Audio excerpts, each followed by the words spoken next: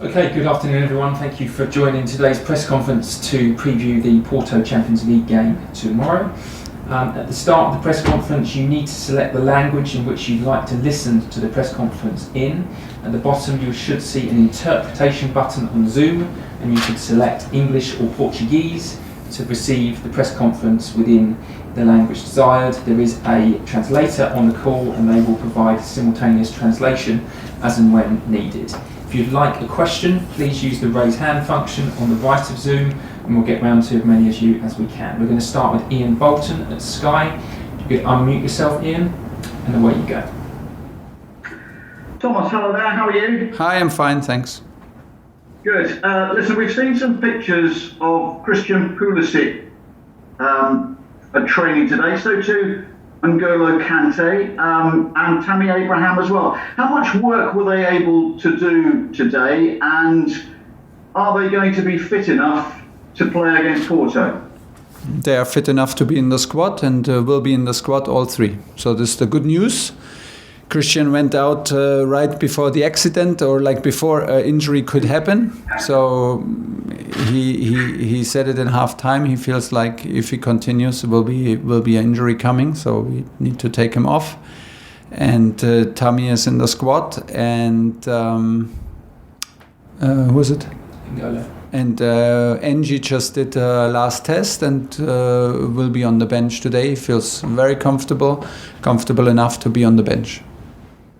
We also saw Ben Chilwell jokingly punching Kurt Zouma, but was what happened between Tony Rudiger and Kepa on Sunday much more serious?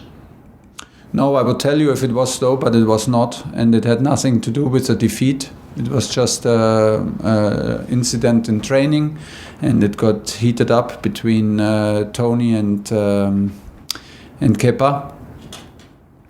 So we calmed the situation down immediately. But I was very. I mean, I don't want to play it down now artificial. These are things we don't want to accept, and things that are normally unusual, but they can happen in little games in little groups, and they are all competitors and want to win training matches. So things got a little too heated up, and the reaction was not okay. But the reaction to it, how the guys handled the situation, especially Tony and especially Kepa, was amazing, and showed like how much respect they have in the end for each other, because they sorted it out directly. They cleared the air immediately, and this was the most important. So there was nothing left one day after. We spoke about the issue, and then it was solved. And I think that this is the main part in it, that it didn't stay with us, that it was not like awkward situations. The players did not go home, and it was not solved. They solved it out straight after training, like in a very honest, in a very humble, and a very direct and a way, and that showed me that they have good character. James at TalkSport. Thomas, in terms of the incident between Kepa and Antonio, as far as you're concerned, is the matter now closed, or will they serve a punishment for what occurred on Sunday? No punishment so far, because of the way they dealt with it. The reaction was an immediate reaction. They made it for everybody clear what happened.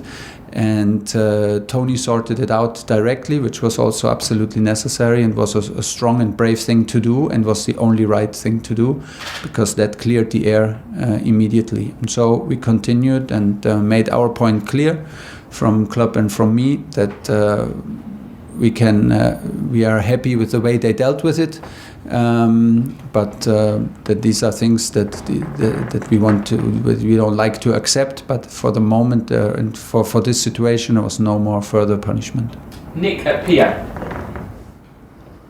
Hi Thomas, it sounds like that's all sorted out, which is good news. But I mean, in a way, do you like the fact that there is that they have that competitive spirit within them, Yeah. and that they have that kind of reaction to the defeat at the weekend? You obviously said that right after the match wasn't the time for heavy words, and it was time to calm down. When you spoke to the squad and you went through the game, how was that? Were you sort of tougher on them when you actually did review the game? First of all, it's very natural that there is a reaction to a result like this and to a game like this. So it's also necessary to adapt. Also, we feel all much more comfortable when we win. So it is a strong part of sports in this level and of the character in football on this level that the guys hate to lose. So once we suffer a big loss in a weird game, it's absolutely normal that there are reactions. So first of all, we should accept it and see it as a good thing, because it means that we feel uncomfortable and we show something. Clearly, there are rules and there are lines which we do not want to overstep. This happened one day after the match, but things are sorted out. The point is, for my talk after the game, like straight after the game, is not the moment after a defeat to give to be too harsh, to be too emotional. The risk is too high that you regretted what you say, even like in between the players. Even then it's hard to swallow it and to first accept it, what you have to accept. That we lost the game. And then is for me very, very important that we are reliable in analyzing a game. And hopefully we are, because we cannot only rely and do meetings after relying on the result. So that means we can be very, very hard and very critic after a win when we are not happy with the performance. And we can point out things we don't like, or we do like, even if we lose a game 5-2. And a part of this game story is that we win all statistics, all, with 10 men and with 11 men, all statistics, and all statistics that matter to win games. We win even expected goals. We win the bypass defenders. We win the touches in the box. We win the shots on target. We win everything. If we play the same game again, I would bet a lot of money that we win it 99 out of 100 times. So, but this is also part of the story, and this is also needed. I am courage enough to tell this, but there's a thin line between like just talking about it and feeling like, now we don't want to talk about the bad things. This is not. So there were many points we pointed out, and it was reliable to speak about the fact that we produce some statistics that normally allow us to win this game, but in the last 5 minutes, especially in the first half, we neglected some principles of our defending, and we got punished hard. And we talked about it, of course, because it's like how we defended, it's like how we solved problems that came up, it's about our body positioning, it was about being slopping in the build-up. Of course we talked about this, because it created yellow cards, it created a red card, and it costed us a lot. It costed us maybe 3 points. They were almost in our pocket after after we were 1-0 up. Jerry Cox. Hello, Thomas. Yeah, hello. Porto were magnificent in Juventus when they won there, but now they're without their two top scorers through suspension in tomorrow's game. Is it important to capitalise on that in that first game tomorrow before those players return? And also, can I just add, is Oli Giroud in the running, because he's obviously got a great record in the Champions League so far this season? Yeah, he's in the running, he's in the squad, and he is absolutely excited to return to Sevilla and to play there. So it gives him a good feeling. He's very strong for us in Champions League. He has history in Sevilla with scoring many goals in this campaign. So yeah, obviously he's in the running. The first question, we had a almost similar situation against Atletico, then with Trippier and Carrasco and Jimenez coming back in the second game, and we won the second game 2-0. So this cannot be the approach. We know that the two important guys are missing, but we will never approach a team like, okay, these are missing now we have to decide this match. A quarter-final in Champions League, this means that you play 4 halves and 4 times 45 minutes minimum of high level football. That means we need to be fully focused. We need to be absolutely self-aware of our strengths. We did already prepare some offensive movements, some patterns from us where we want to go back and which we want to refine after our game on Saturday and after the big break and national break. We want to refine our rhythm. So the challenge is to be totally focused on our strengths and to play an intensive game and to narrow the focus down on 45 minutes and another 45 minutes, and then we will see what result we get, and then we will see how we deal with it in the second leg. I'm super happy because today is the first time everybody's back in training. So this is what you want. We will have some major decisions to take, and I have the feeling that we're absolutely ready for tomorrow's game. Tom Body. Hi, Thomas. Hi.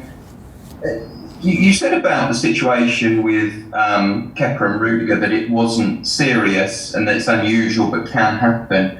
I just wondered, the fact the information got out there, does that come as more of a concern to you than the actual incident itself, that information got out? Well, don't get me wrong, it was serious. It was nothing we can just... sometimes you have little situations where you maybe look away or where you let them sort things out alone. This was not the case. We needed to interfere. We needed to interfere in the situation. So situation was serious, but how the guys in themselves handled the situation was also impressive and showed a lot of character. But the situation was serious. That it gets out, yeah, it's how can I say it? I get used to it in modern times. There are too many channels. There are too many ways where information can get out. I heard even that some of my debrief from match got out and was out there, like what I told the team after the game and stuff like that. Yeah.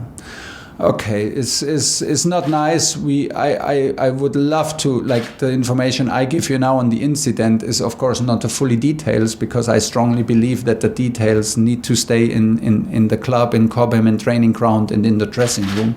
And of course, if we do meetings, we absolutely talk confidential, and for me it has to stay in the meeting room.